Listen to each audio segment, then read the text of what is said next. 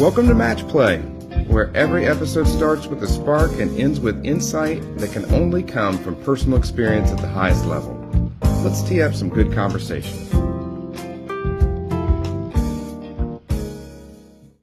Hey, I'm Thad Miller. I want to welcome Chris Waters, my good friend and former founder and business owner of Luna Language Services. So in this, every episode of MATCHplay starts with a spark, a literal match strike. And when the flame burns, I'll ask you a few rapid fire questions. When the flame goes out, we'll dive into the conversation. How's it going with, oh, there we go. There's our match. Okay. Chris, what's the first job you ever had? Incidentally enough, my first job ever was at Crooked Stick Golf Club as a caddy. Really? Really? How was that? It was great. I was 10 years old. It was the summer after fifth grade. I was a big 10-year-old, so it worked out great. And I got $12 for my first loop from Barry Lindsay. Wow, you remember $12? Mm-hmm. He's cheap. Mm-hmm. No, that was good money then. Oh, it was? 1987. That's still low. Yeah. That's terrible. First golf course you ever played? First golf course I ever played was Mohawk Hills Golf Course in Carmel, Indiana. Mohawk Hills. Is that, now there's an apartment complex. Mm-hmm. Gramercy. Yeah. Got it. I grew up on the sixth green of that golf course. Best logo in golf? I have to go with Crooked Stick. Oh, nice. Okay. All right. Best business book you've ever read? I don't read too many business books, but I read Station 11 right before COVID, and that was a pivotal turning point of me selling the business. Nice. That's it. That's fascinating. Mm-hmm. I've not read that.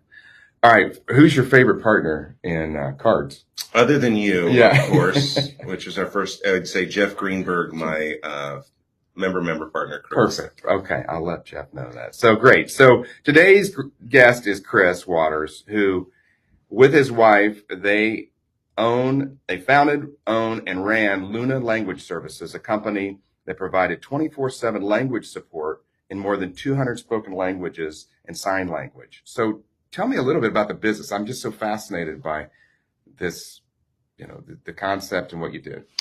Yeah, so we were a language services company that provided on-site interpreting, remote interpreting via phone, via video. We translated anything you could think of, websites, documents, consent forms, driver's licenses. And we provided all those services in about 150 different languages, maybe even more, like some were just one-off languages. There's over 6,000 languages in the world, so we touched a lot of them. And work predominantly, most of our work was actually on site in the state of Indiana, working with all the big major medical providers, state governments. So give me a scenario where like you were called into service, like. Mm-hmm. Well, the first time I ever interpreted, and this was a classic example of the interpreting we did, is there was a woman who went to Methodist Hospital Labor and Delivery and couldn't speak English, and so they needed an interpreter. So I went in there and I interpreted for her while she had a baby. So that's what we do. Like someone's in one of those situations in a court hearing, or a deaf or hard of hearing person needs an interpreter for trauma, schoolwork, like anything medical, legal. And then we got into like a lot of distribution centers around here that have, Walmart distribution center here has over 1,000 Burmese associates. So we just had interpreters walking around the floors all the time, like providing services between the staff and the HR or whoever in their employees and whatever comes up. So that's incredible. A lot of different scenarios. What language was the most you'd never heard of that just like sticks out that you provided? I mean, so Indiana's home to the largest Burmese population outside of Burma. And so you think, well, Burmese, but like within Burmese, there are 15 different languages within Burma. There's the Chin language, the Karen language, the Karenni language. And within Chin, there's 10 dialects of that. And those languages are as different from each other as English is to Arabic as is to Chinese. Really? So how many people live in Burma? I couldn't tell you exactly how many live there, but like last I knew on the south side of Indianapolis, there is a population of about 35 to 40,000 Burmese Chin. And then all throughout Indiana, there's different ethnic groups scattered as well. So give us the the beginnings of Luna. Like, Okay. what did that look like?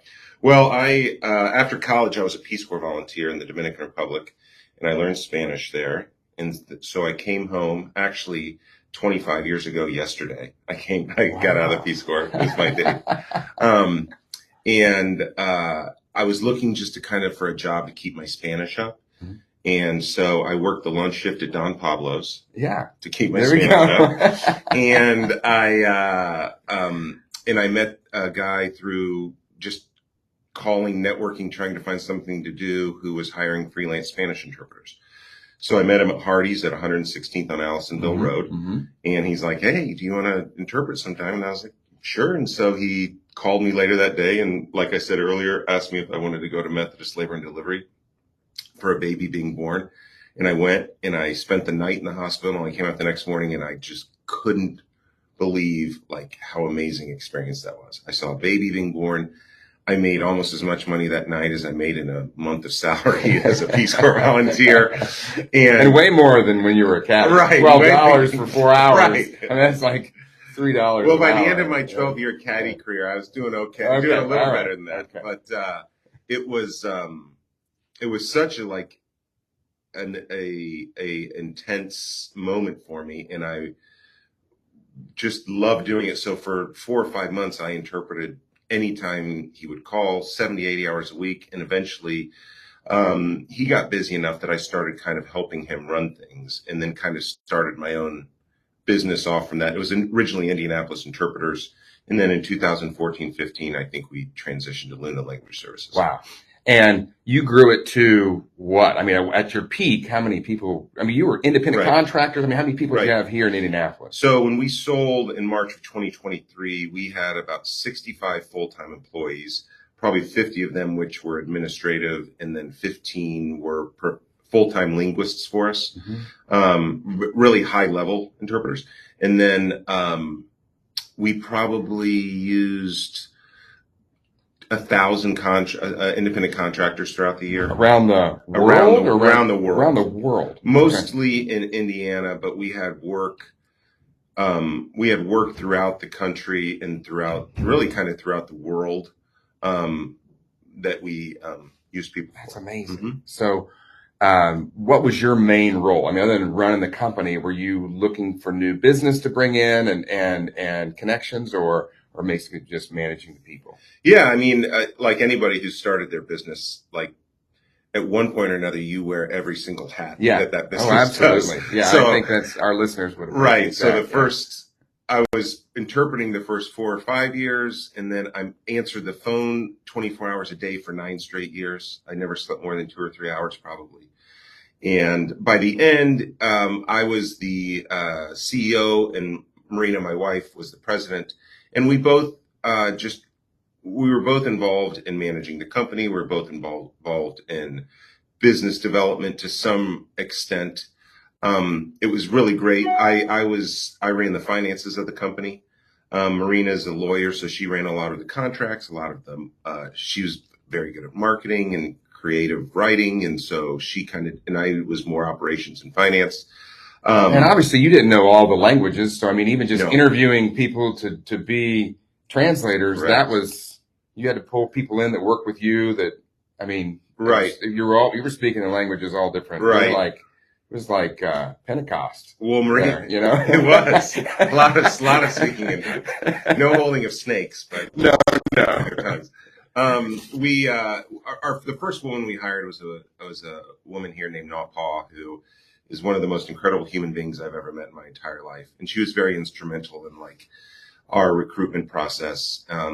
We would always interview people in English because most interpreters or translators, their first language would be the language they came in, and English is their second language. But then we would run everybody through a third-party language assessment. So there's a company out of Georgia we'd use, and they were able to do language assessments of everybody to score how they do. Interesting. Yeah. Okay, so working with your spouse, how is that? I mean, you work together, right? Kids together, live together, right. But you work together how is that? Right. My dad fired my mom twice. Let her back, and then he fired her again. And not that she did anything wrong, it just didn't work. There may have been a lot of times Marina wanted to fire me, but So Marina is an attorney by education, and she was a human rights attorney at the University of Arizona when we met. And she came to Indiana and was thinking of getting into law. And at that time, it was just me running the business. And I was like, well, I don't have I didn't have a website, I was just kind of like stringing it together. And Marina came into Hall's creative energy and really, enhance the business in that regards of things that I just didn't have the skill set to do. Yeah. And the reason it worked so well for us, I think, is that she's a really smart, talented person. But we have almost different skill sets when it came to the business. And I also think that running the business, whenever there was an issue, a lot of times it helped to have is this Chris's energy in dealing with this employee better, or is Marina's? Does Marina's touch better there than mine? And so it worked really, really, really well. And also when you have a business partner and all the money's going into the same pocket, it eliminates a lot of those issues as well. So I think when we sold the business, we were almost more concerned of how do we not work together? Yeah. Because our whole marriage and relationship, other than our first year of dating long distance, was together in building this business. Yeah. Well, and obviously there's plenty of entrepreneurs out there that work with their spouse and either works or it doesn't. Right. So what surprised you most about, in the business that as you look back on it, you've obviously since sold, what surprised you most about building the business, over that period of time? I guess, we had a really smooth growth. We grew double digits every year that we existed, except for obviously 2020, which COVID hit us really hard. I think the biggest surprise would have been COVID, because I remember when it happened thinking I had a contingency plan for everything in my head. Technology, how it affects all of our businesses, how technology affects it. So many independent contractors and people, if somebody does something really stupid, I always had a plan in place for that. I didn't have a plan in place for a global pandemic. Right. So that was probably the biggest surprise. Sure. And then with your, what was probably the pinnacle, okay, I've got competition. I mean, were the digital, was there technology that was coming in that was kind of competing against? I mean, what kind of triggered your mind? Okay, this may be something that it's time for me to sell. Yeah, so we were predominantly an on-site company. I would say that by the end, 75% of our business was still people going to places and doing it in person. Right. We had some other local competition here in that space. I feel like we were pretty successful in that. And then once video interpreting came along, once people started having iPhones and FaceTiming, and that was really the introduction of this is gonna affect our business and what we're doing. And so we found a way to kind of fold that in. And I would go to industry events and always say to people, is everybody worried about what's going to happen with technology? I remember there's this movie Snowpiercer where they put a little ear thing in and then they're able to talk to each other. Oh yeah. Because it automatically translates. And I think I heard that there is one now. Apple just came out with one last week that interprets. Right. Apple, Google, all of these companies are trying to come up with this. And so technology always did kind of scare me a bit. And then we sold in March 2023. In April 2023 is when ChatGPT was released. All right. And I saw what that's doing, and I'm oh boy. Yeah. That's I want to be on the leading edge or the bleeding edge. I mean, I don't know that it's there yet. It's not there yet. Yeah. But I saw a list in Fortune or Forbes, I can't remember, but the top 10 industries or jobs most affected by AI in the next 10 years. And number one was interpreter translator. So you sold in spring of 2023. Mm-hmm. And when did you start the process? When you're okay, I'm ready. Right. I need to really start doing this. And how did you do it? So coming out of COVID, so our business dropped 75% in 1 month from March to April 2020. And so COVID was pretty stressful because hospitals are shut down, courts are shut down, schools are shut down. Yeah. The only thing we were really doing was the distribution centers, which that work kind of skyrocketed because they were so busy. Of course. And I remember going through that thinking, man, if I get to the other side of this, I really am going to take chips off the table.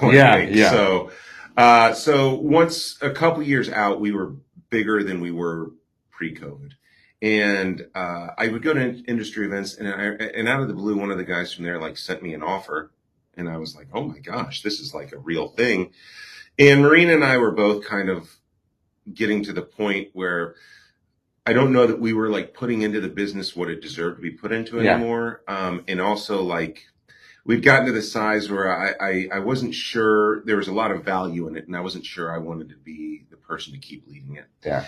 And so in June of 2022, we started working with Zainab Bass at Curriculum in Carmel. Okay. And she kind of started running the process for us. Okay. So it was June of 2022, and then we closed March 31st, 2023. That's incredible. I mean, that's pretty, for the size of your business and what you did, that's a pretty quick transition. Yeah. And then you stayed on a little bit just to help with the transition. Yeah, Marina and I both stayed for 9 months through the end of 2023, and then left the business completely. Okay. Mm-hmm. Any advice you'd give to listeners who may be facing a sale or major transition of their business? Yeah, I mean, I guess the advice I'd give is, and it's the advice anybody gives you when you're selling something, don't be emotionally attached to a number. Yeah. We always think our house is worth more than it really is, or our car or our business. And trust the process and really find good representation. You really need somebody in your corner that's been through it, that knows what they're doing. Someone like you, someone like Zainab, who helped us in our process. Because if you try to cut that corner, it's really not going to go well for you. And I know people who have tried to, and it typically doesn't go as well as. Because it's an emotional ride, not just a financial ride. Correct. I mean, it's all of that. It's an emotional ride. It was my life's work. Yeah. It was what I had put 23 years of my entire working career was that. Yeah. I was a Peace Corps volunteer, worked one lunch shift at Don Pablo's, and then this was it. That was it. So yeah, I mean, and so it's very emotional, and you're very connected to the people. Business is not about dollars and cents; it's about people. And the one thing I do miss about the business is the people. Yeah. I don't miss, ISO certifications and HR reports and looking at in multiple languages, right? Why did our margin drop by 0.5% this month? I don't miss that at all. Yeah. I miss the wonderful people. Yeah. Well, that's incredible. And I'm a big believer, if you take care of your people, your business follows. There's no doubt about 100%. it. So looking back, what impact do you think Luna had on your community and industry? On Indianapolis, and it's kind of sad in a way because I feel like there's a void from it. We were a big advocate for the refugee community coming, the immigrant community coming. We were big partners with Exodus Refugee here. In fact, Marina's the president of their board. Oh, wow. We were huge advocates and part of the deaf and hard of hearing community here. American Sign Language was our second largest language behind Spanish. Oh, okay. So Spanish, American Sign Language, then Incredible. Probably the Burmese dialects. And so I feel like we really played a valuable role in Indianapolis that now that we're gone, is kind of void, but also the culture's kind of changed too. And so that's a whole nother conversation, but so that's kind of the role we played in the community. And in the industry, I would go to industry events and people were constantly just blown away. These companies in New York, DC, LA, Houston, these bigger markets with bigger immigrant communities were shocked at the footprint we had here. Yeah. And the amount of work we did.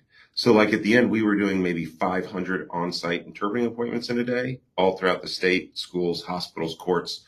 And they just could not believe that in Indiana, a company like us existed. Yeah. Well, you should be incredibly proud of what Yeah, you built yeah. and survived. You're still Thank you. married. Right. I mean, it's incredible. Yeah. You're a great family. So, all right. So you gave the piece of advice, get good people around you, and that's always great advice.